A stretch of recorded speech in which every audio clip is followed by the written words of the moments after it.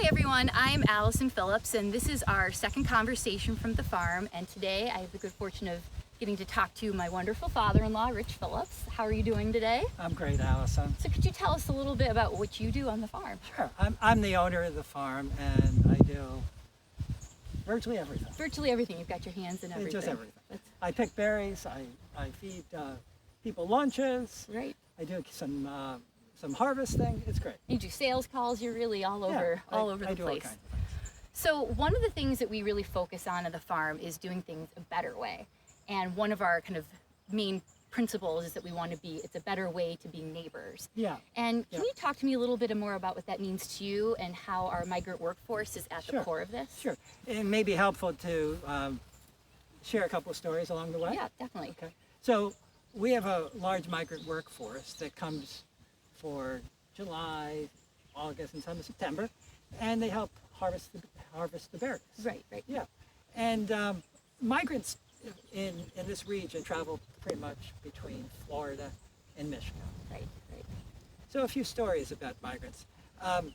I remember vividly watching some migrants walking through the fields picking blueberries. Mm-hmm. And they looked absolutely, completely exhausted. Right. And that sort of stuck with me. Mm-hmm. And about 4 years later, we started to have our own migrant workforce. And one of the guys' nickname was 7-Up. 7-Up. Yeah, do you remember 7-Up? I remember that. Yep. Yeah.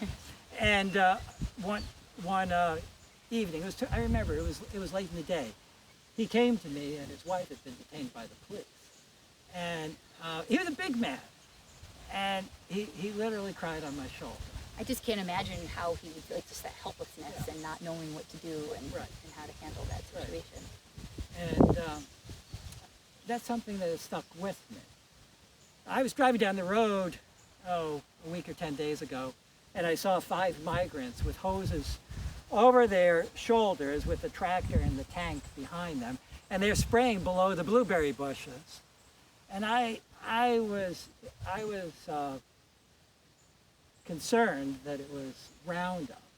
So I took a couple of photographs, and a week or 10 days later I went back and looked, and every weed and every blade of grass was dead under those blueberry bushes. So you knew that was what was going on, and that's just, can you imagine having people putting themselves in that situation? Right, I have to say, I think it was shameful for the farmer to send the crew into the field with no protective gear, and to be actually breathing that vapor in for hours on these hot, sunny days. On a hot, sunny day as they go up and down the field. So that's a really heartbreaking story. So I know that there's more to this for you, though. Yeah. So Jesus said, I was hungry and you fed me. I was thirsty and you gave me a drink. And I was homeless and you gave me a place to sleep. So my objective is to bring some dignity to this group of people that we broadly speak of as migrant workers. Mm-hmm. Farms could not operate without this help of this migrant workforce. And in my opinion, these people are oppressed, and it is a quasi form of servitude that they find themselves in. And I'm reminded of the story of Ruth.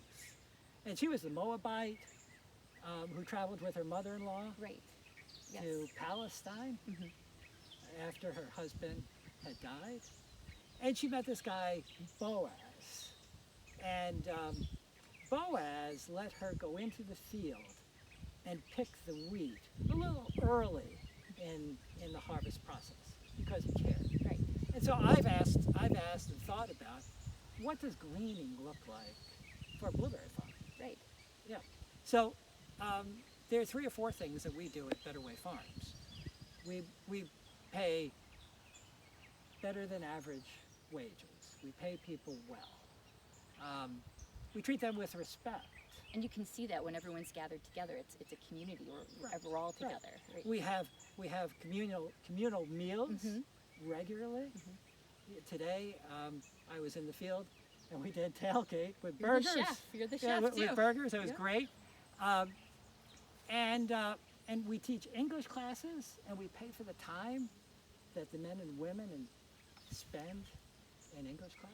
And so those are the kinds of things that we do to show that we care and respect this group of people. And it makes a difference in their lives.